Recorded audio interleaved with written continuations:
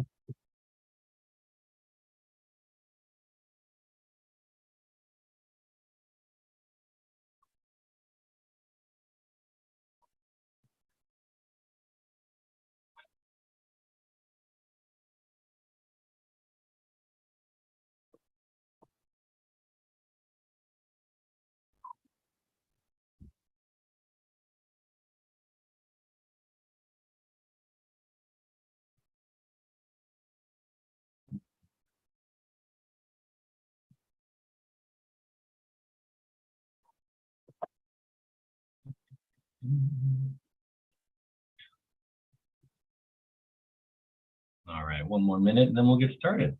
That sounds good for everybody.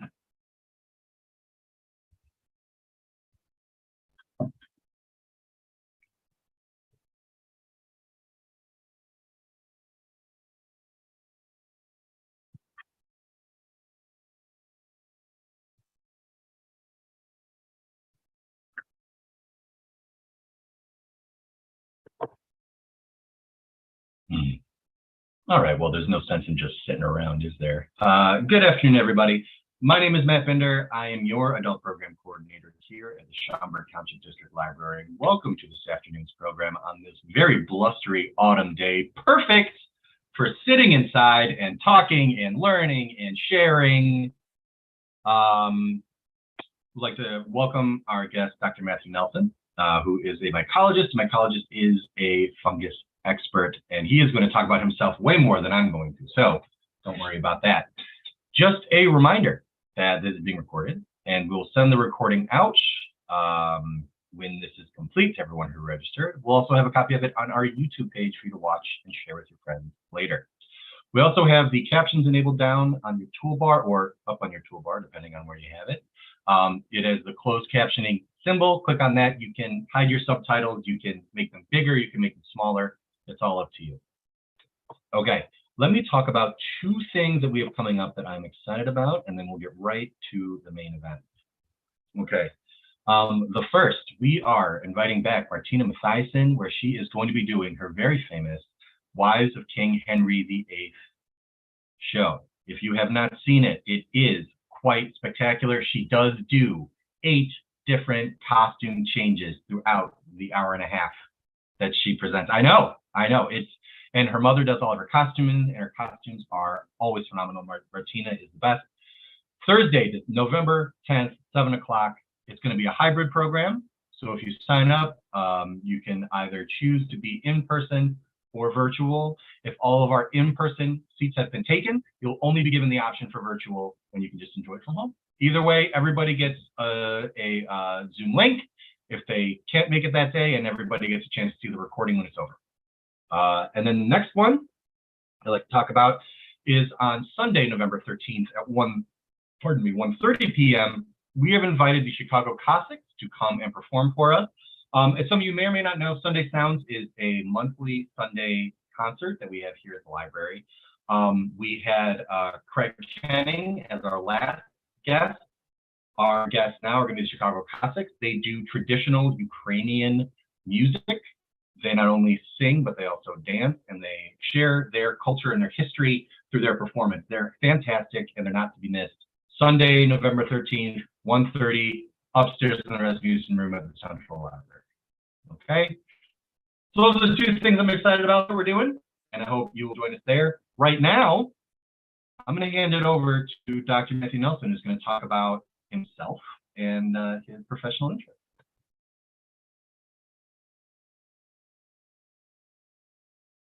Matt, if you want to unmute yourself.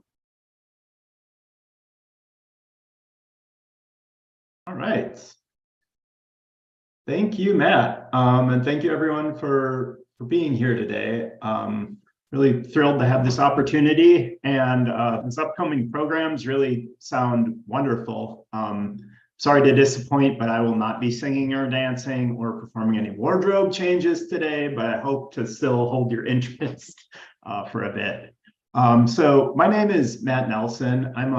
I have two jobs. My main job that I'm going to talk about mostly today is I work at the Field Museum. I'm a researcher there. My other gig where I kind of moonlight as a professor at the School of the Art Institute of Chicago, where I've been teaching ecology to art students, which has really been a lot of fun for me. But my main job is, as I said, working as a research scientist at the Field Museum here in Chicago. And what do I do there? Well, I'm ultimately interested in two different avenues of research that really overlap quite a lot. So one of my primary interests is I'm interested in fungi and understanding how they evolved through time and how their evolution has impacted the earth. I'm also quite interested in symbiosis, so thinking about interactions between different groups of organisms and how they might be beneficial or detrimental. I'm interested in understanding their ecology as well as their evolutionary origins and diversification through time. Now, when I talk about fungi, I realize this is something that is kind of unusual. I don't know that it's every day you run into someone who studies fungi, so I wanted to just kind of back up a little bit and tell you a little bit more about what fungi are. So when people talk about that, one of the first things that comes to mind is like, oh yeah, I remember those mushrooms I get in the grocery store that I throw in my pizza. Oh yeah, and what about yeast? We use yeast for making bread and alcohol. That's a fungus too, right? Agreed. Those absolutely are fungi. Those are two that we utilize the most. But there's actually so much more to fungi. And we'll touch a little bit more on some of the different types of fungi today. And so my first question I wanted to ask you was, what exactly, when I say fungi, what are they? Are they are they a type of plant? So is this just kind of some sort of like degenerate plant that, you know, maybe lost the ability to photosynthesize? Is it an animal? Maybe, I don't really know. Or is it none of the above? Are they their own thing, their own beast, all to themselves? And as it turns out, you are all correct here. It is neither. So they are actually their own kingdom. So traditionally, they had been lumped in with the plants. People had kind of thought they were just some sort of weird plant-like thing. But over time, we've started to recognize that no, in fact, they're very distinct. And in fact, they're more closely related to animals than they are to plants. So it's kind of amusing to me because I am in a botany department at the Field Museum. And in theory, I should, if I'm going to be in if I'm not going to be in a mycology department, I should probably be in the zoology department instead. But yeah, so this is really kind of wild and blew my mind when I first learned about it. Now, the next question I have for you is, how diverse are fungi? So we can see there's a few, quite a few different types of fungi out here we're looking at here. And just to place that in context, we can see how many species of mammals we have. There's about 6,500 known species of mammals out there. We know about 10 to 12,000 bird species, 13,500 ants. Where do you think fungi fall in that kind of distribution? Well, you are correct. It was kind of a trick question here. So we know of about 100 to 120,000 that have been formally described by scientists, where people have really documented different characteristics about their diversity and have given them species names. But we also know that we don't know a lot. There are estimates that there are about 1 million species out there. Some people think there might even be 5 million. So this is something where we have an awful lot of work to do, trying to document and catalog this diversity. And I think in part, I think there's kind of two primary reasons for why we're so far behind in cataloging this diversity. One is that we just don't have enough people interested in fungi, and so there's a lot of opportunities for folks to contribute to this. And I think another is that many of these fungi we only see real ephemerally. They just kind of pop up for a little while during the year. You can think about mushrooms kind of popping up for a short while. Mushrooms just kind of the fruit of that fungus. And the rest of the year, that fungus is living in its food, living down in the soil where it's decomposing dead plant matter, or it might be partnering with tree roots. So as we mentioned here, we know about 120,000 species. And one of the things that's cool about these fungi is that they can't make their own food. So just like animals, you can think about animals, they need to eat other things. Whereas plants, they have their secret weapon. They've got chlorophyll, which allows them to photosynthesize and make their own food from sugars, from sunlight, water, and air. Fungi need to get it in other ways. And so many of them are decomposers. So like this one in the middle here is something that's a decomposer. This one over here too, these ones, where they will decay, they'll eat dead plant material. Others are parasites, like this orange one here, where they attack living organisms. So in this case, attacking a plant. And others are more mutualistic, where they might form beneficial partnerships with different types of plants or other organisms. And I'm especially interested in understanding how all of these different types of interactions have evolved over time. And the type of interaction that especially gets me excited are these things called lichens. This is a partnership between fungus and algae. So you kind of think of algae as like little microscopic plants that, or pond scum, for instance, and these have the capacity to photosynthesize. And what happens is specific fungi form these partnerships, and they're only able to interact with certain algae. So what happens when we get compatible fungal and algal partners together, the fungus will form a structure that houses these algae. So in this case, on the left here, what we're seeing is some of these algae. There's just kind of little round green things here.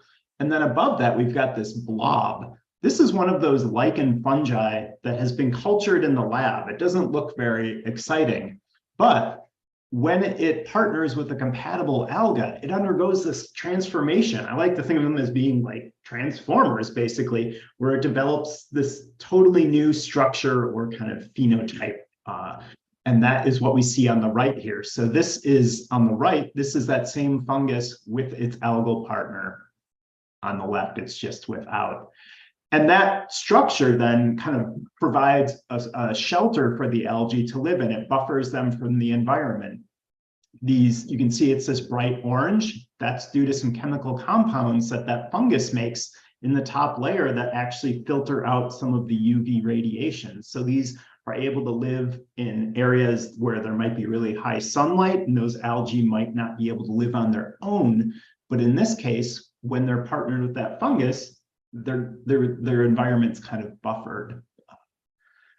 So yeah, we can see then that these lichen fungi produce a lot of really different types of growth structures, forms, colors here. Here's a smattering of some of the diversity here. We get these more tufted-like things that look like clumps of hair. We get little goblets on the bottom left that look like golf tees.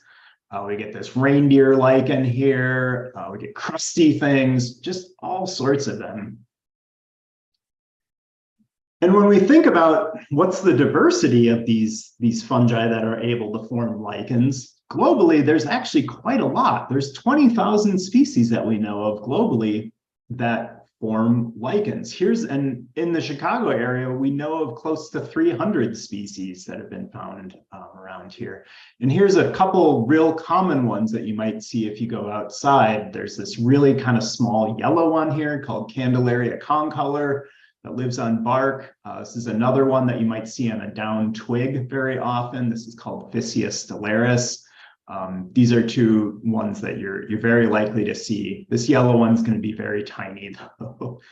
But again, 20,000 is an awful lot. And if we place that in the context of some of these other better known groups, we can see that there's actually more species of lichen fungi than there are of birds and animals combined. So I find that quite fascinating, and placing that diversity in this sort of context. And so the question then comes up, okay, great, you're interested in fungi. How do you go about studying them? Well, day-to-day varies quite a lot, but the type of work I do will sometimes involve microscope work, where we're looking for little spores in some of the lichens. So you can think of those spores as being like the equivalent of a seed. In this case, we're looking at this little sac here that contains these little grayish spores, and we'll try to pay attention to what size they are, how many cells are in each spore, what color are they, how many spores are in each of these packets. These are the sorts of things we need to look at to understand, to identify some of these things. I also do a lot of work with genetic data. And so this is a DNA lab at the Field Museum where we can sequence the fungal symbionts, the algal symbionts, whatever. We have the capacity there to do everything from extracting it to the sequencing. And when we get the data back, it kind of looks like this, where we just get strings of letters, different nucleotides or bases. And so some of my work will involve trying to analyze this and then using these this genetic data to infer evolutionary relationships, which at the heart of it, what this is ultimately doing is taking these DNA sequences and kind of estimating how similar are sequences from different species to one another. And from that, we can kind of make one of these evolutionary family trees. So then we can think about the relationships of these different groups to one another.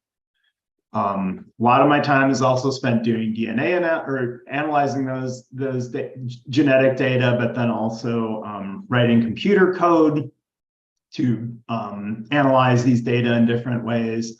And then a lot of times also spent writing scientific papers where we want to communicate our findings with the broader scientific community. But probably the part I love most about my job is I'm incredibly fortunate and have been able to do a lot of field work over the years. I've had a number of people be very, very kind and allow me different opportunities to travel the world looking at fungi, especially lichen fungi. And I just want to show you pictures from a few of these trips I had. One was a few years ago, right before the pandemic. I was able to go to central Alaska here, and we were working in the tundra. So here's me in the front, the colleague here. I was going around. In this case, I was trying to chisel some lichens off of some rocks here, but the ground was just kind of covered with all these different lichens mixed in with different herbaceous plants.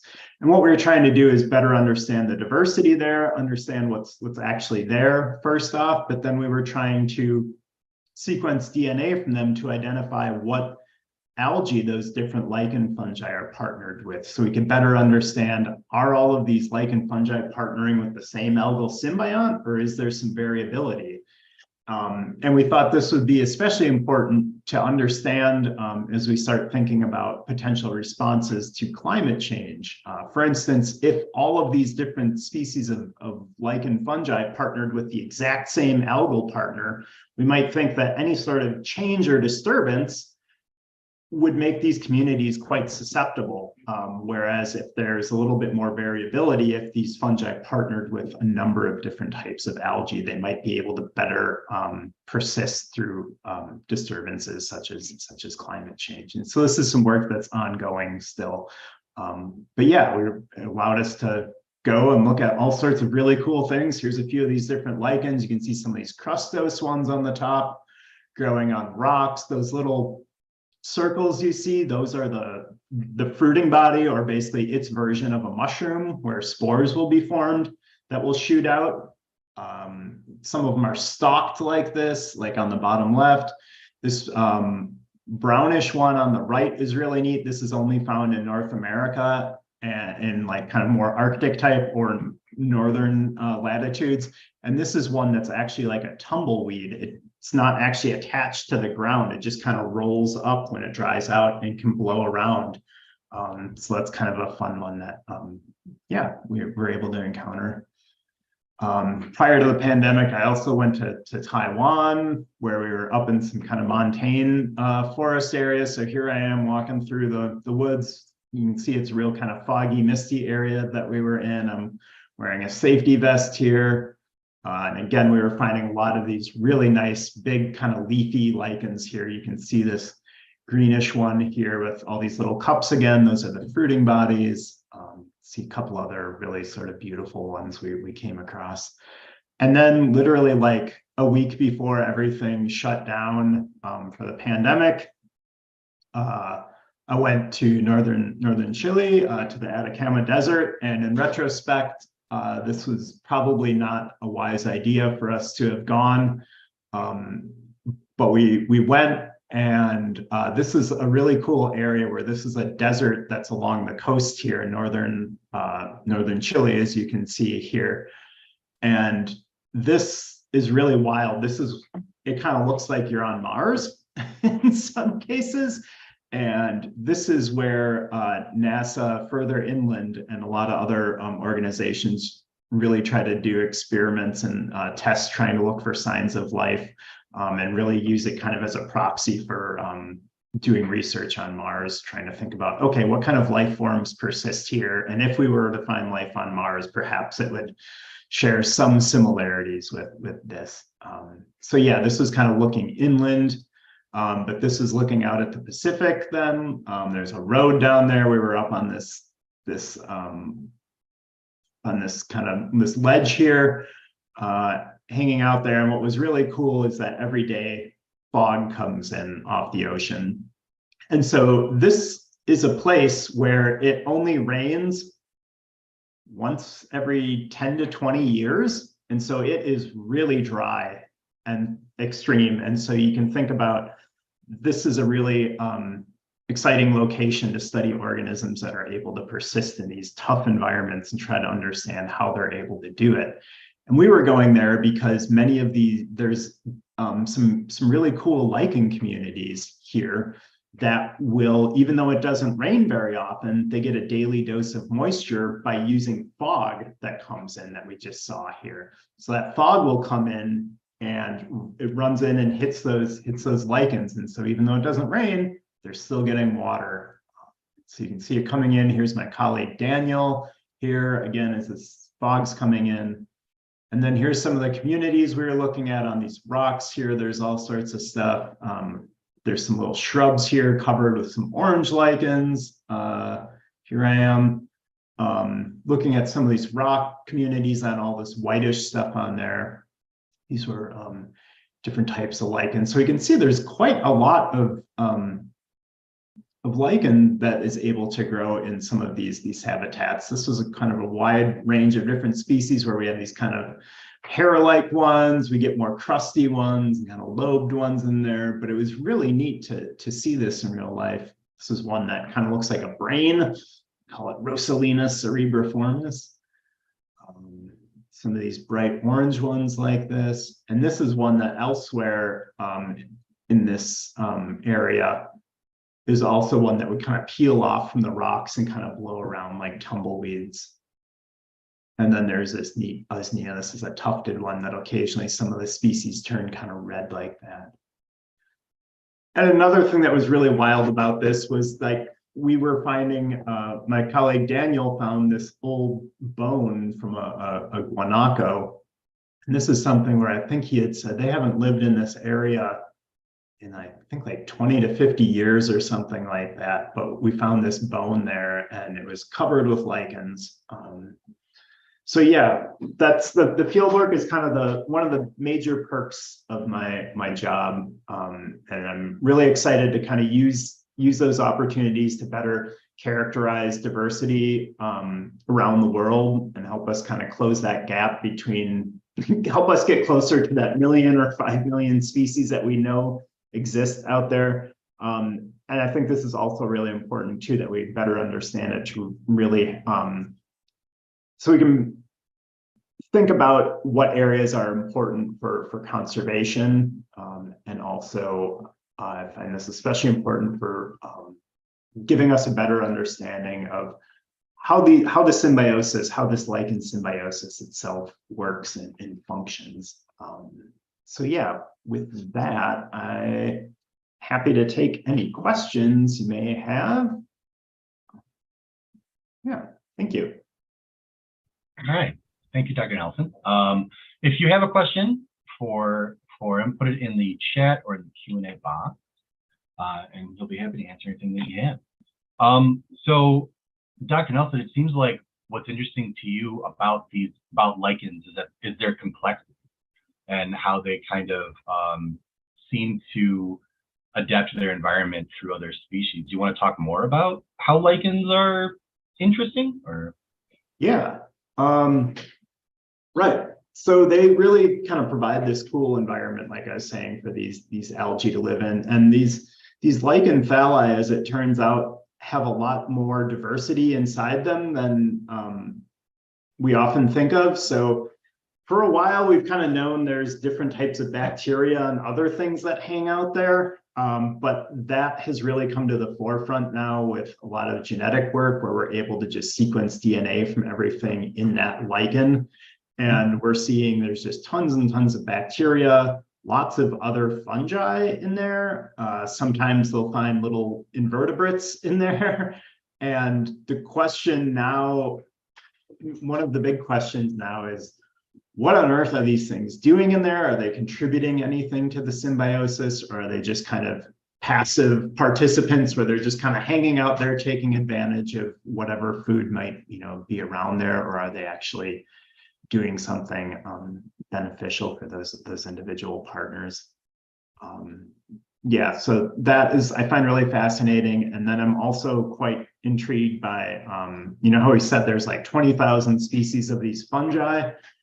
When we think about the other side, the number of algal symbionts we have, we only know of about 200 or so species. And we know that's an underestimate, but still, I think it's a very lopsided ratio where we have lots and lots of far more fungi than we have algal species. And so what that means is that we have a lot of sharing going on where we get different fungi partnering with the same algal species. And sometimes this can be, within a community, you can see very distantly or unrelated fungal species partnering with the exact same algal partner. They've kind of evolved the ability to associate with the same one. And so it's kind of interesting then to think about what's the role of these algae in sustaining fungal diversity in these communities.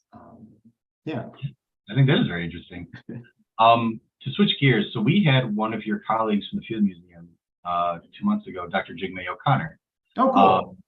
And she had talked about how in the archaeology field that she is reluctant to tell people to go for it because the cost of education is so high and the opportunities are so low.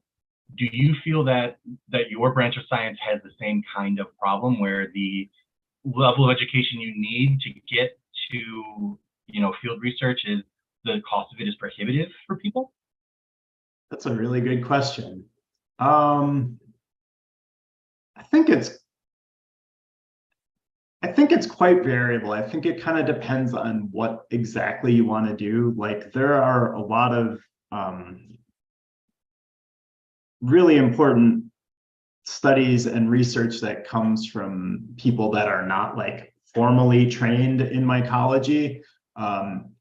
So there's all sorts of groups where, they're basically like, I guess in theory, considered amateurs, even though they know more than a lot of the professionals. They just don't have a fancy piece of paper to show it. And they do really great research, really documenting the diversity of different areas. And so that I think is yeah, less expensive and a really valuable and important contribution that I'm thrilled there's so much interest in. There's especially a lot of interest in like going out and looking for mushrooms and such. And so there's kind of like there's a group in Chicago area called the Illinois Mycological Association that has periodic surveys where we go out to different forest preserves and try to document the diversity there. And this is largely groups of folks that aren't necessarily PhDs in mycology or something like that, but they know an awful lot or they want to learn a lot. And it's a really fun opportunity for everyone to kind of work together and learn as a community to learn more about this and contribute data. So we've gone to some of these sites numerous times. Like we just went to one the other day, and my colleague has 6 pages. He has a list of all the species they found there over the years, 6 pages long, but we're still finding new ones there when we go back. So there's still a lot of diversity to be documented. But in terms of like, okay, back to your original question though, sorry for the tangent. Back to your original question, it can be expensive. And I think it depends how far you want to go with it.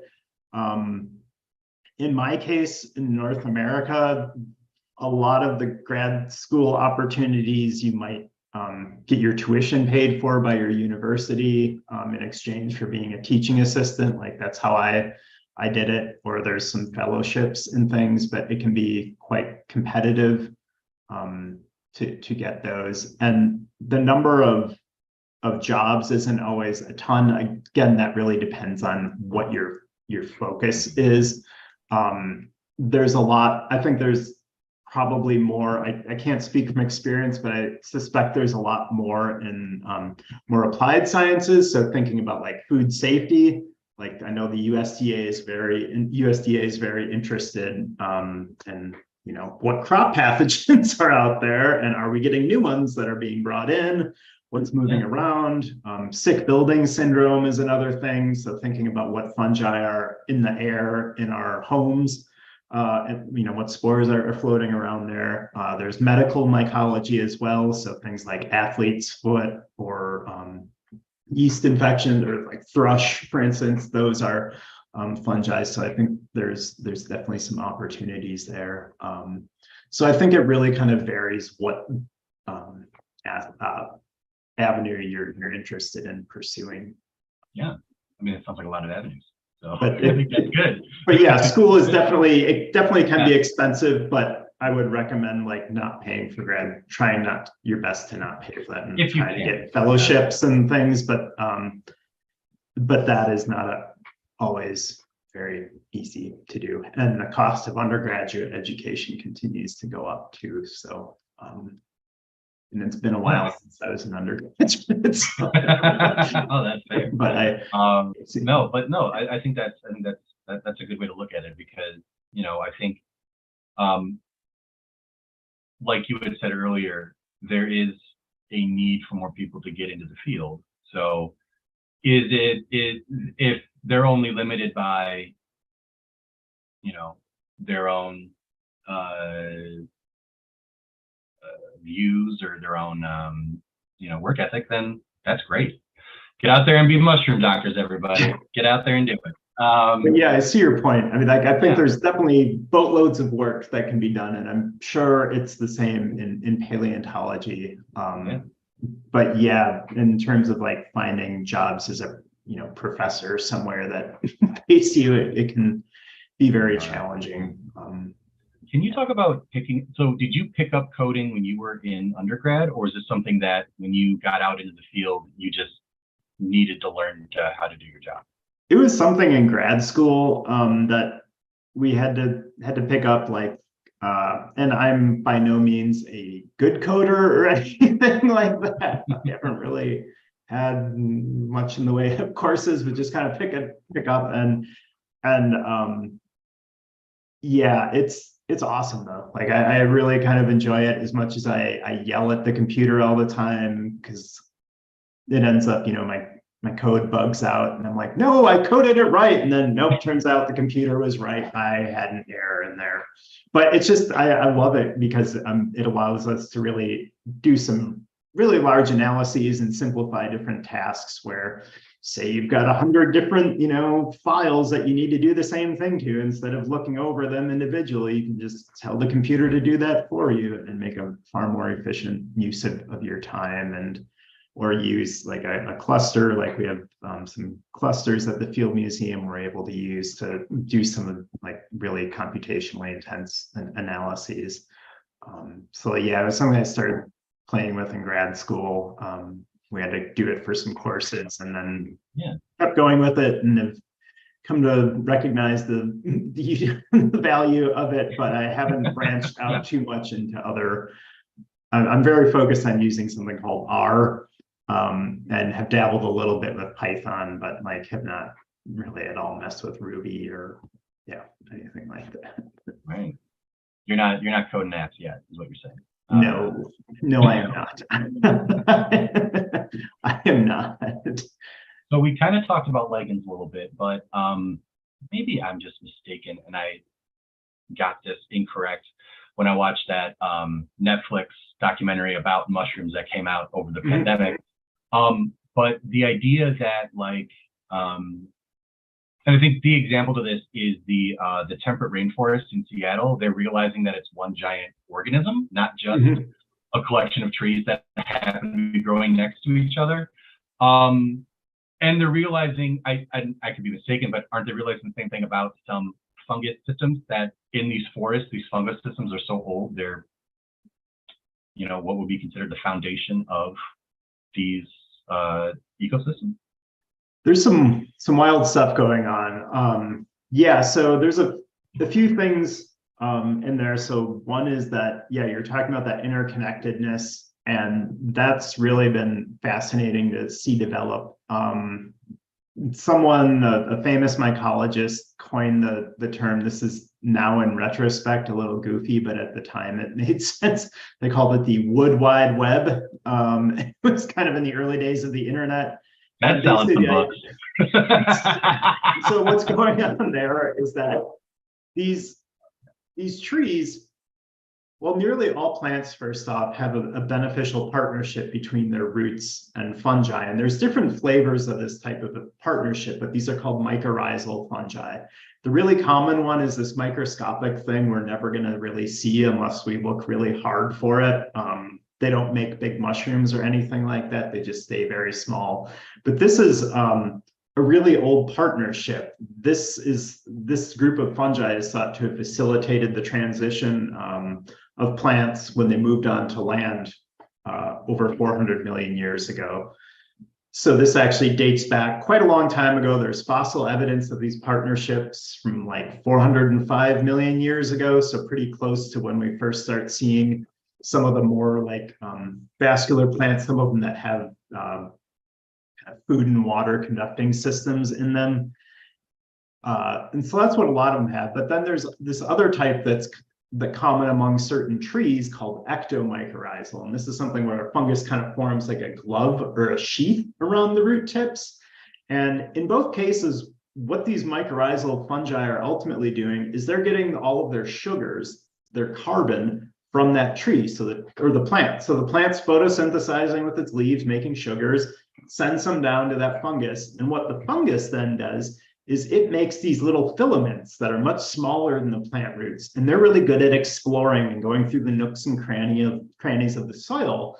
And so they're acting ultimately as an extension of those plant roots. And they are getting things like water and different nutrients, perhaps like nitrogen and phosphorus, which are things that plant really needs, but isn't always good at getting. So they're trading resources back and forth. And this ectomycorrhizal one, the one that forms that glove around it, though many of those form mushrooms. So the mushrooms are just the fruit that fungus makes. So it is most of the time living underground, getting carbon from that tree. But then when it's time to reproduce, it sends up that mushroom up above ground to release the spores and use the air to kind of move it around. Now, what you're saying there about these connections is that what they found is that these mycorrhizal fungi can actually connect two different trees. They can serve as kind of like a bridge between two different trees. And there's evidence that sometimes even some of the resources can move from one tree through that fungus to another. There's some really cool plants, for instance, there's one called ghost pipes that it's something called monotropa, and it's something we get in the Midwest. And it is a plant, it's a flowering plant that lost the ability to photosynthesize. So this raises the question of, where are you getting food from if you can no longer photosynthesize? That might be kind of an issue for you. And what they've found is that, sorry, I'm just sending a link here to show you some pictures of it. What they found is that it actually taps into one of those ectomycorrhizal fungi. So there's that fungus that's partnered with a photosynthetic tree, doing its thing, helping out. But then this ghost pipe taps into that fungus and starts stealing sugars from it. So it's really kind of wild how we get that going on. I'm just sharing my screen here, showing some of the pictures from the article. Yeah, so those are flowers right there. You can see the anthers, stamen, everything, pollen. So yeah, these fungi play really important roles in sustaining the forest ecosystems. And it's cool to think about how, yeah, we've got all of these plants around here that we think about above ground, but below ground, we can see they all have these different fungal symbionts that are kind of helping to support and sustain them. Yeah. So this is gonna be my last question, and it's a complicated one, so I apologize. How is, and it is a big question, I'm so sorry. How is climate change changing the world of fungus? There's definitely some shifts going on. Things are starting to move around a bit, and there's a lot of work going into that area, thinking about what their potential responses might be. And this is also really interesting to think about, since many of these fungi form symbioses with other things. Like, we've got some that are decomposers, but some that are specialized on certain plants or algae, and thinking about, okay, even if it doesn't directly affect that fungus very much, if that fungus is more tolerant to changing climates, what if its symbiont, like the plant it's partnered with, is very susceptible, and that goes away? That could lead to kind of the loss of that fungal species as well. And so I know there's work, I think there's work been going on looking at fruiting times of some of these mushrooms. Are we seeing them pop up earlier or not, earlier in the year perhaps, or later in the year, et cetera? Yeah, and there's lichens is something people are kind of thinking about too, like how are these starting to respond as well? And I have some colleagues who had done some work in a kind of open air chamber where they were heating up the environment and kind of looking at what was happening to some of these lichens. They're doing some different experimental treatments. So yeah, definitely it seems like they will be affected.